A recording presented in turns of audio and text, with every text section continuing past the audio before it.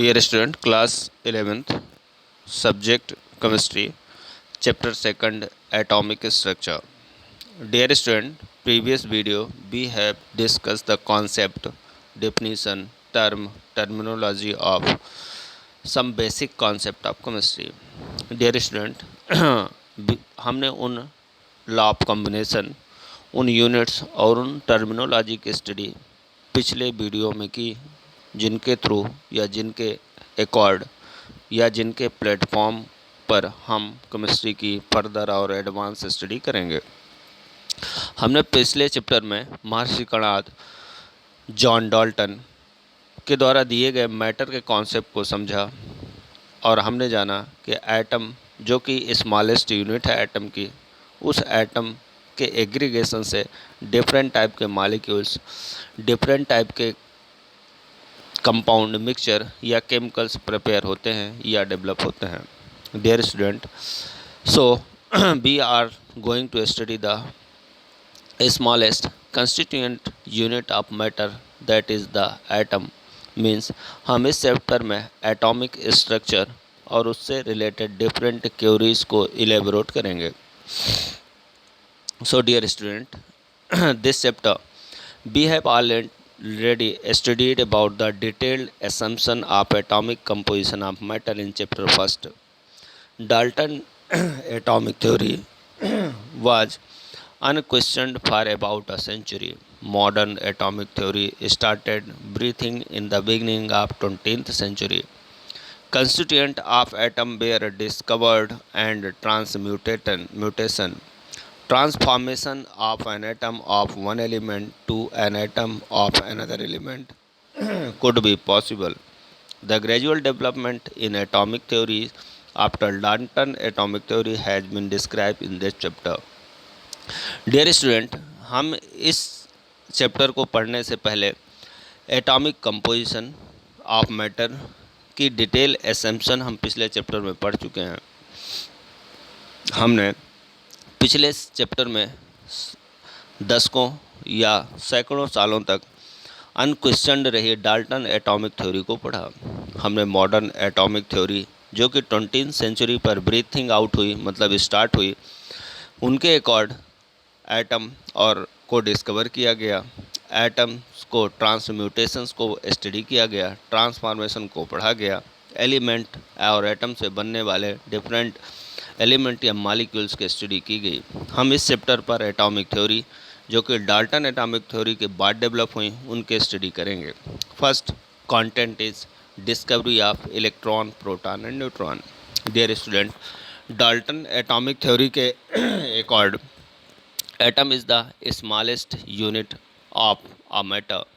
It is indivisible, means इसे atom वो सबसे छोटी यूनिट है जिसे और अधिक छोटे टुकड़ों में नहीं तोड़ा जा सकता।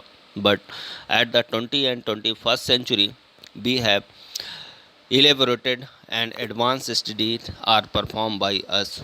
So discovery of electron, proton and neutron. So dear student, हम करने जा रहे हैं इलेक्ट्रॉन की डिस्कवरी का इलेबोरेशन। जानना चाह रहे हैं कि एटम के सब एटॉमिक पार्टिकल कौन कौन से हैं और कौन कौन से सब एटॉमिक पार्टिकल से मिलकर एटम बना होता है। क्या एटम ही सबसे छोटी यूनिट होता है या यह और भी कई छोटे छोटे सब एटॉमिक पार्टिकल से मिलकर बनता है। कहा जाता है atom is a ultimate particle of all element of the universe. Therefore study of atomic structure is the most important topic. Properties of an element depend upon its atomic structure. In the modern discoveries about constituent of atom have revealed the existence of more than 35 constituents. Among them, 3 are important. Dear student, atom एक ultimate particle है elements का जो इस universe में पाए जाते हैं।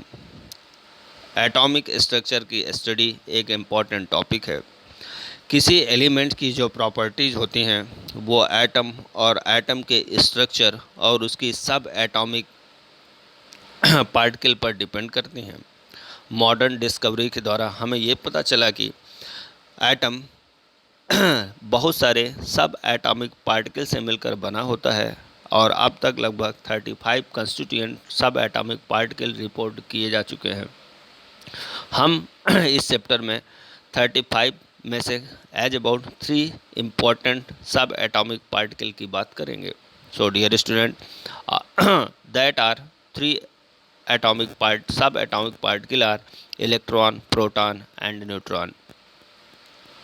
ये सभी 35 सब एटॉमिक पार्टिकल एटम में ही रेसाइड करते हैं या एटम के ही कंस्टिट्यूएंट पार्ट होते हैं, इसलिए इनको फंडामेंटल पार्टिकल, सब एटॉमिक पार्टिकल के नाम पर जाना जाता है।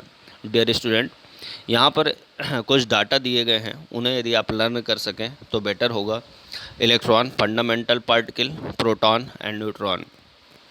symbol, electron are represented by E, proton is represented by P and neutron is represented in symbol of N. relative charge देखिएगा यहाँ पर with symbol relative charge of electron, negative charge -1, proton have positive charge +1, neutron have a neutral means no charge or zero charge or 0. चलिए electron का मास देखते हैं gram में। 9.10939 into 10⁻⁻28, proton 1.67262 into 10⁻⁻24 and neutron have a mass 1.672493 into 10⁻⁻24। यदि हम इस mass को atomic mass unit में कन्वर्ट करें तब पर्टिकुलर वैल्यूज हमें मिलती हैं। Dear student, if you have learned this, it is important for us. dear student, तो हमने ये जाना कि अभी हमारा इस पूरे कंक्लूजन में जो अभी इस चैप्टर हमने शुरू किया तो हमने केवल इतना जाना, डाल्टन एटॉमिक थ्योरी के अकॉर्ड एटम सबसे स्मॉलेस्ट अनडिवाइडेबल पार्टिकल होता है। लेकिन जब हम 21st और 20th सेंचुरी में एटम की फर्दर स्टडी करते हैं तो हमें पता चला कि एज अबाउट 35 कंस्टिट्यूएंट सब एटॉमिक पार्टिकल या फंडामेंटल पार्टिकल से मिलकर बनता है एटम, और उसमें 3 इम्पॉर्टेंट पार्टिकल होते हैं जिससे इलेक्ट्रॉन, प्रोटॉन और न्यूट्रॉन्स कहा जाता है।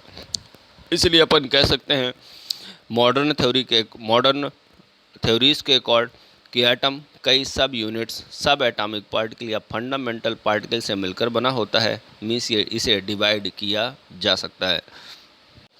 Dear student, next one is the discovery of electron.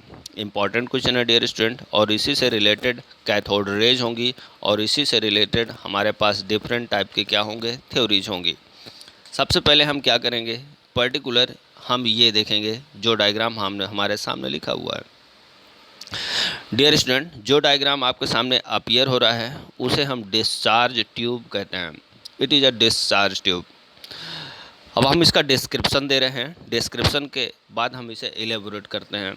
In 19th century Plucker Crookes scientist perform various experiment by passing electric discharge through a gases at a normal pressure. All gases are found to be non conductor of electricity.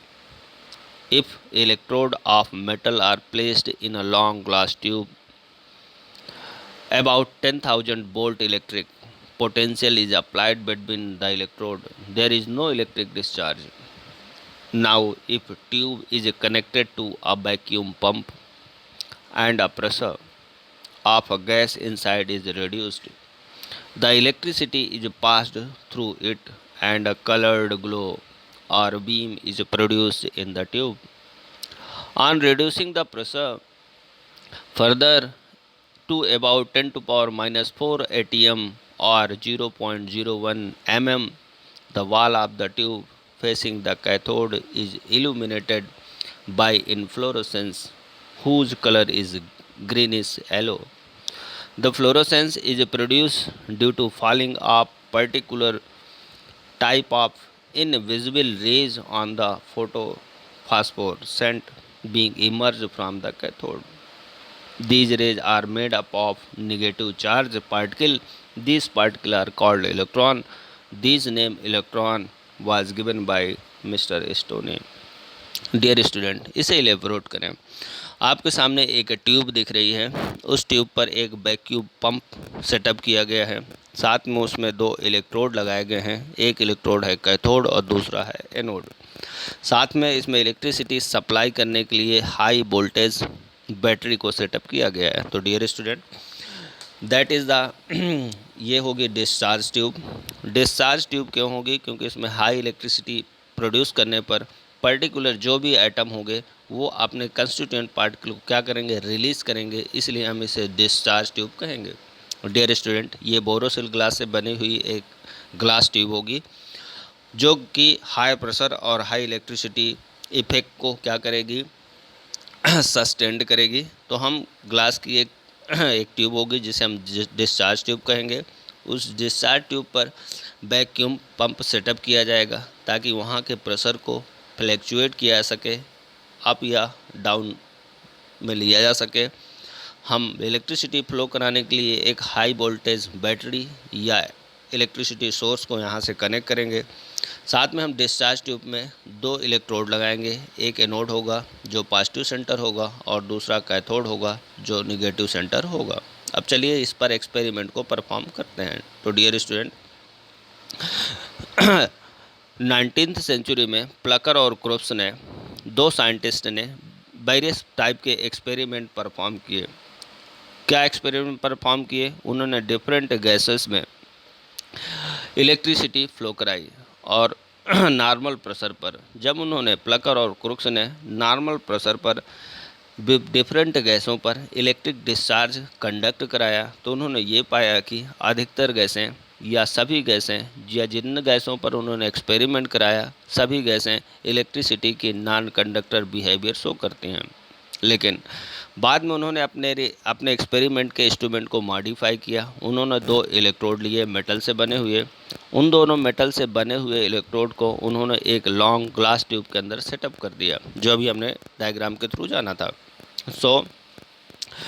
Crooks और Plucker ने क्या किया, एक long glass tube ली। उस long glass tube में metal से बने हुए 2 इलेक्ट्रोड सेटअप किए, एक कैथोड के फॉर्म में, दूसरा एनोड के फॉर्म में।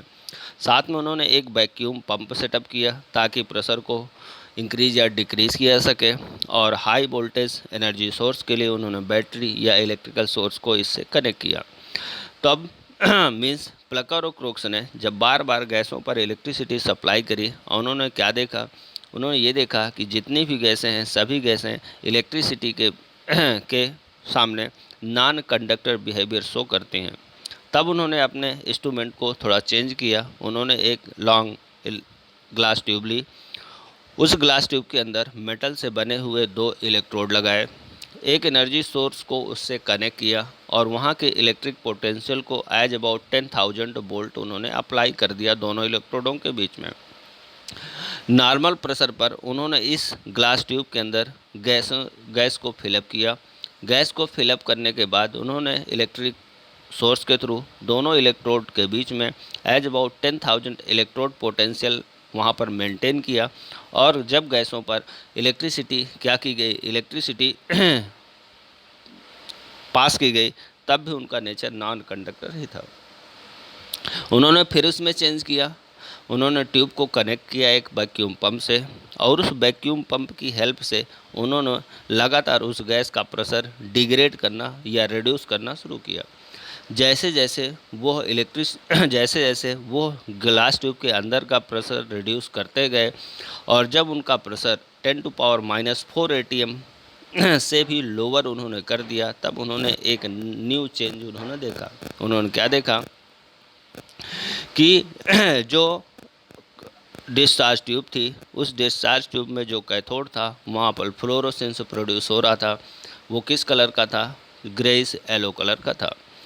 जो ये फ्लोरोसेंस का कलर था, greenish yellow colour, fluorescence produce हो रहा था। क्यों? क्योंकि लगातार कुछ पार्टिकल आते थे, उसके कैथोड से टकराते थे, और टकराने के बाद फ्लोरोसेंस प्रोड्यूस करते थे। वह फ्लोरोसेंस ग्रीनिश येलो कलर का इसलिए था क्योंकि हमने उस कैथोड की दीवार पर जिंक सल्फेट का एक लेयर उस पर हमने क्या चढ़ा दी थी। फिर सुने एक्सपेरिमेंट को क्लियरली। हमने एक लॉन्ग ग्लास ट्यूब ली। उस लॉन्ग ग्लास ट्यूब पर मेटल से बने हुए 2 इलेक्ट्रोड लगाए। उन दोनों इलेक्ट्रोड को इलेक्ट्रिसिटी सोर्स से कनेक्ट किया, और उस इलेक्ट्रिसिटी सोर्स के द्वारा उन दोनों मेटलिक इलेक्ट्रोड मीन्स कैथोड और एनोड के बीच में as about 10,000 volt electrode potential उन्होंने अप्लाई किया। इसके बाद उन्होंने उस ग्लास ट्यूब पर पर्टिकुलर गैस को फिलअप किया। फिलअप करने के बाद उन्होंने वैक्यूम पंप की मदद से क्या किया, उन्होंने वहाँ के प्रेशर को रिड्यूस करके 10⁻⁴ atm कर दिया। साथ में उन्होंने एनोड और कैथोड जहाँ पर इस्टेब्लिश किए थे उन उस डिस्चार्ज ट्यूब के ग्लास में उन्होंने जिंक सल्फेट की कोटिंग भी करी। इसके बाद इस सेटअप पर जब उन्होंने गैस को फिलअप किया, electricity 10,000 volt electrode potential maintain किया, प्रेशर उन्होंने 10⁻⁴ रिड्यूस किया, तब उन्होंने कैथोड पर फ्लोरोसेंस प्रतिदीप्ति या एक चमक देखी जो कि ग्रीनिश येलो कलर की थी। वो एक्चुअली कलरलेस थी, लेकिन जब हमने उसकी दीवार पर डिस्चार्ज ट्यूब की दीवार पर जेडेनेस की कोटिंग करी थी, तो वो इनविजिबल रेज जो कैथोड से प्रोड्यूस हो रही थी वह जेडेनेस के कारण ग्रीनिश येलो कलर प्रोड्यूस कर रही थी। इस तरह से जब 10,000 इलेक्ट्रोड पोटेंशियल 10⁻⁴ रिड्यूस प्रेशर में किसी गैस पर इस डिस्चार्ज ट्यूब के अंदर कैथोड और एनोड के बीच में इलेक्ट्रिक डिस्चार्ज फ्लो कराया जाता है, तब हमें कैथोड पर फ्लोरोसेंस दिखाई देता है। यह फ्लोरोसेंस क्यों दिखाई देता है? क्योंकि इनविजिबल रेज या पर्टिकुलर उस साइड पर जाकर स्टक होते हैं या टकराते हैं। इसे J Thomson these rays are named as cathode rays. Actually यह रेज कैथोड रेज से प्रोड्यूस होकर के एनोड की ओर ट्रेवल कर रही थी, इसलिए जे थॉमसन ने इन्हें कैथोड रेज कहा। ये निगेटिव चार्ज पार्टिकल से मिलकर बनी थी जिसे इलेक्ट्रॉन कहा गया और बाद में स्टोनी ने इन्हें इलेक्ट्रॉन नाम दिया। सो डियर स्टूडेंट, एक बार सेटअप को फिर समझिए ताकि हम इस पर पाई जाने वाली प्रॉपर्टी को आगे जाकर जस्टिफाई कर सकें।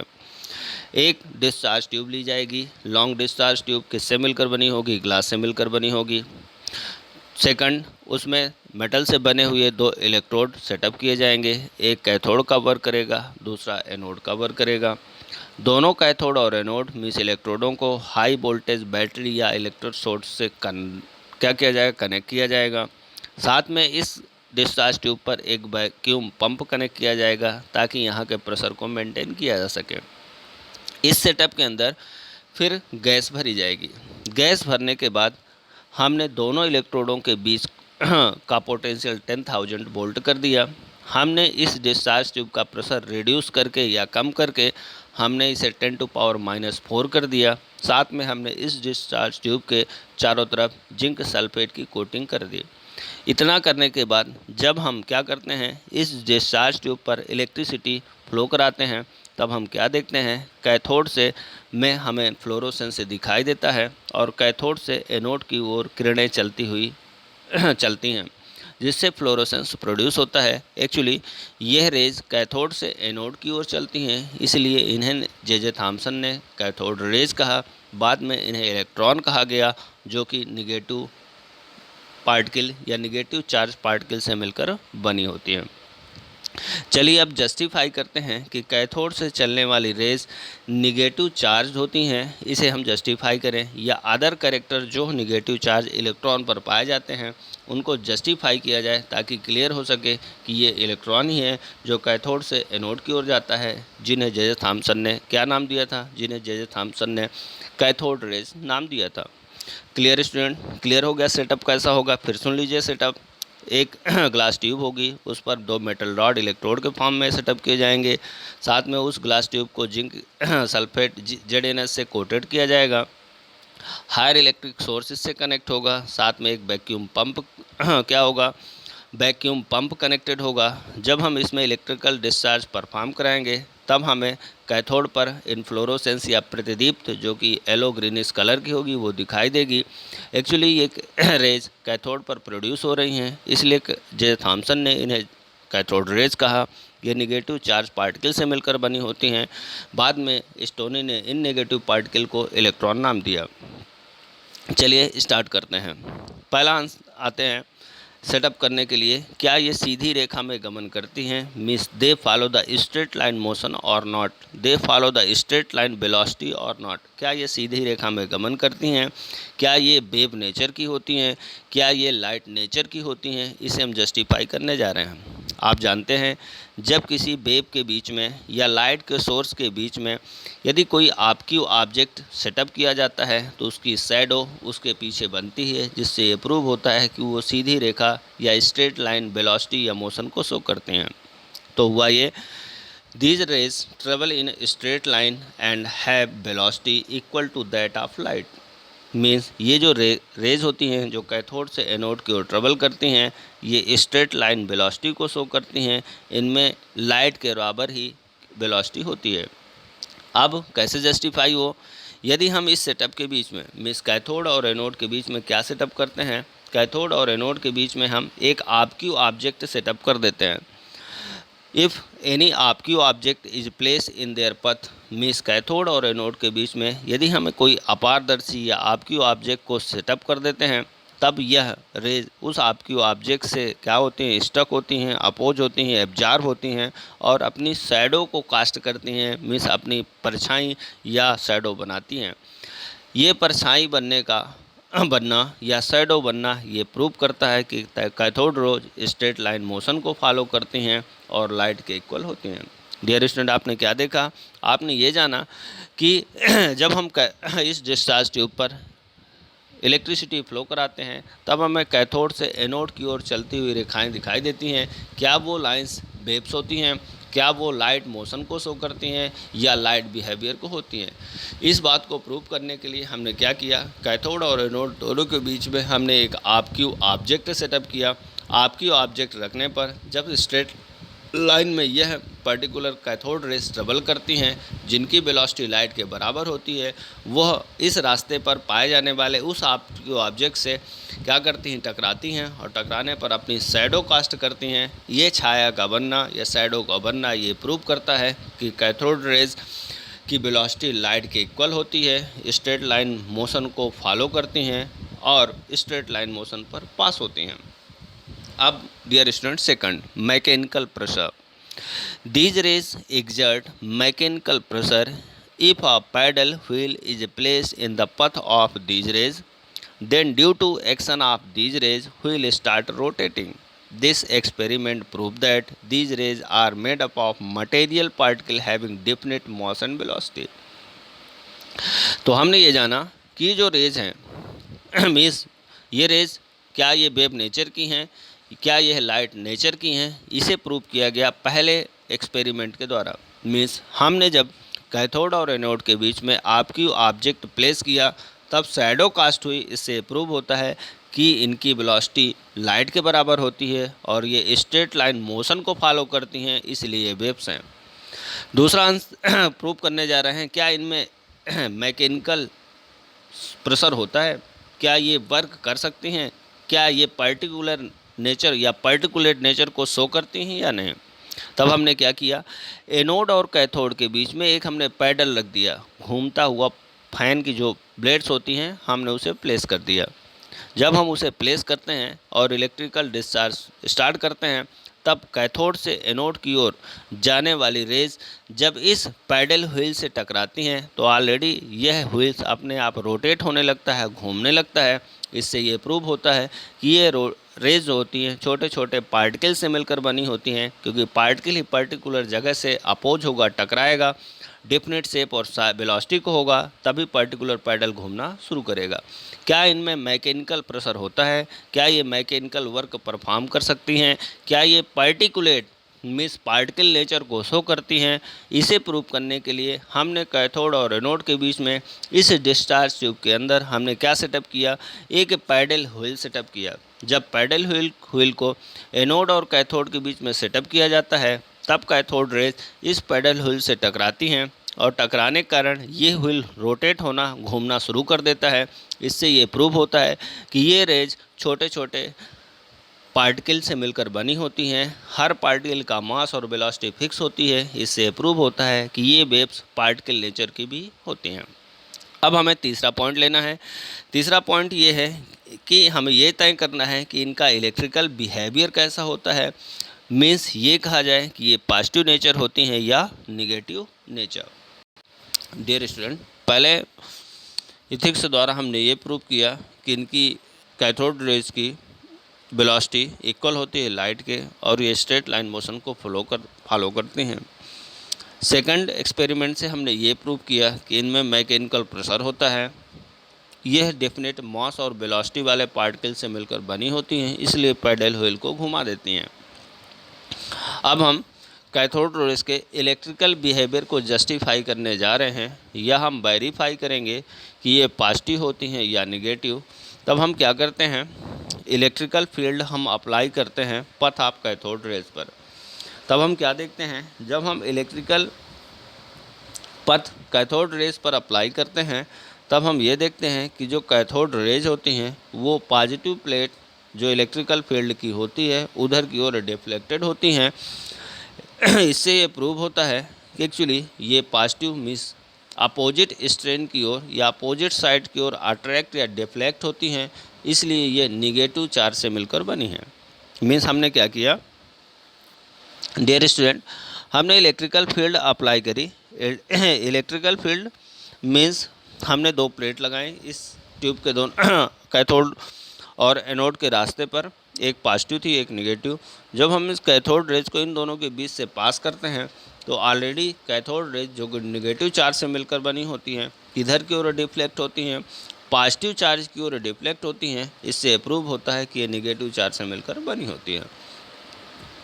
मीन्स जब हम इलेक्ट्रिकल फील्ड अप्लाई करते हैं कैथोड रेज के दोनों तरफ तो कैथोड रेज अपने अपोजिट चार्ज की ओर अट्रैक्ट होती हैं, मीन्स पॉजिटिव प्लेट की ओर डिफ्लेक्ट होती हैं। इससे प्रूव होता है कि ये cathode rays negative charge particle से मिलकर बनी होती हैं।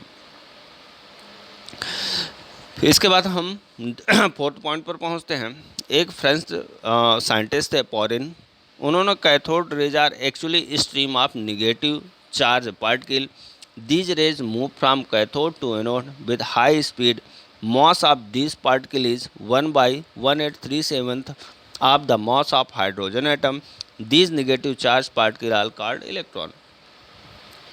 इन तीन कंक्लूजन के बाद फ्रेंच साइंटिस्ट पेरिस ने स्टडी करी कैथोड रेज की।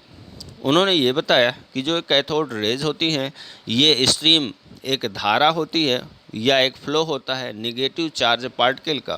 ध्यान दीजिएगा, जो ये कैथोड रेज जिन्हें जॉनसन ने जे थॉमसन ने कैथोड रेज कहा, जिन्हें स्टोनी ने इलेक्ट्रॉन कहा, means cathode rays negative particle electron से मिलकर बनी होती हैं जो एक स्ट्रीम के फॉर्म में कैथोड से एनोड की ओर ट्रेवल करती हैं।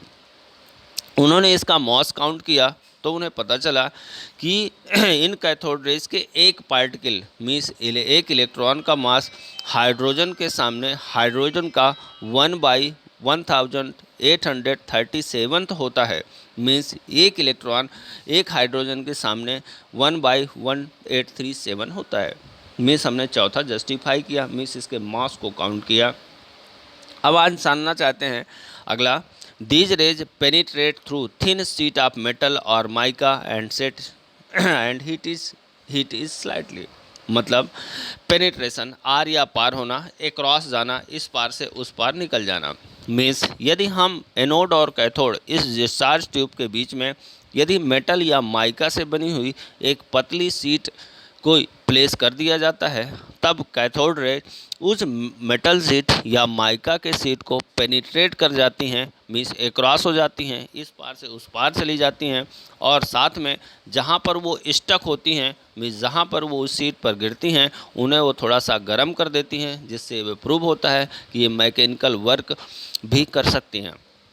Next, cathode rays fall on the glass, zinc sulphide, barium platinocyanide, colored light is emitted from this substance. These colors depend upon the nature of the substance. This phenomenon is called inflorescence. Mean समझिएगा, इस clue को समझने के लिए हमें ये समझना पड़ेगा क्या हमें चीज़ें क्यों दिखाई देती हैं और डिफरेंट कलर क्यों दिखाई देते हैं। तो आपने क्लास 10th में पढ़ा है रिफ्रैक्शन एंड रिफ्लेक्शन। आपने रिफ्लेक्शंस के थ्रू जाना कि लाइट किसी सरफेस पर क्या होती है, अपोज होती है, फॉल होती है और बाउंस बैक होकर वो अपने निश्चित फ्रिक्वेंसी के आधार पर अपने कलर को रिप्रेजेंट करती है। मीन्स कैथोड रेज जब ग्लास पर फॉल होती हैं, जिंक सल्फाइड पर फॉल होती हैं, बेरियम प्लेटिनोसाइड पर फॉल होती हैं, साइनाइड पर फॉल होती हैं, तब वो कलर लाइट इमिट करती हैं या प्रोड्यूस करती हैं उस सब्सटेंस से। पर्टिकुलर सब्सटेंस इस बात पर, पर्टिकुलर कलर इस बात पर डिपेंड करता है कि लाइट या कैथोड रेज किस साइड पर फॉल हुई हैं, और इस तरह से किसी साइड पर कैथोड रेज का गिरना और प्रतिदीप्त उत्पन्न करना, चमक या इन्फ्लोरोसेंस उत्पन्न करना इन्फ्लोरोसेंस कहलाता है। लास्ट आंसर है ये rays ionic gases and effect photographic plate.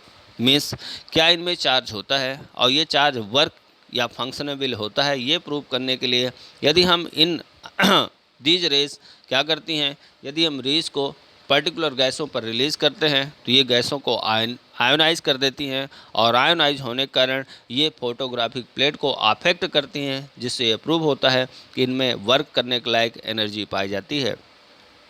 Last one, क्या ये छोटे छोटे पार्टिकल या छोटी छोटी वेव से मिलकर बनी होती हैं? तब हम जानते हैं यह रेज एक्सरे प्रोड्यूस करती हैं। मीन्स जब हम कैथोड रेज को हाई मेल्टिंग पॉइंट वाली मेटल्स से टकराने देते हैं, जैसे टंगस्टन हो गई, तब ये अपनी छोटी वेव्स में डिसोसिएट हो जाती हैं और क्या प्रोड्यूस करती हैं, एक्सरे प्रोड्यूस करती हैं। इसलिए कह सकते हैं कि ये लाइट नेचर की भी होती हैं। सो डियर स्टूडेंट, हमने डिस्कवरी ऑफ इलेक्ट्रॉन की प्रोसेस को समझा और साथ में डिस्चार्ज ट्यूब की हेल्प से हमने वेरीफाई किया कि यह इलेक्ट्रॉन है और इनमें कौन कौन से कैरेक्टर पाए जाते हैं। चलिए रिपीट कर लेते हैं। डियर स्टूडेंट, हमने एक लॉन्ग ग्लास ट्यूब ली, उसमें मेटल से बने हुए 2 इलेक्ट्रोड कैथोड और एनोड सेटअप किए। हाई वोल्टेज पोटेंशियल के लिए हमने उसे इलेक्ट्रिकल सोर्स या हाई वोल्टेज बैटरी से जोड़ा। प्रेशर को मेंटेन करने के लिए हमने उसमें एक वैक्यूम पंप ऐड किया।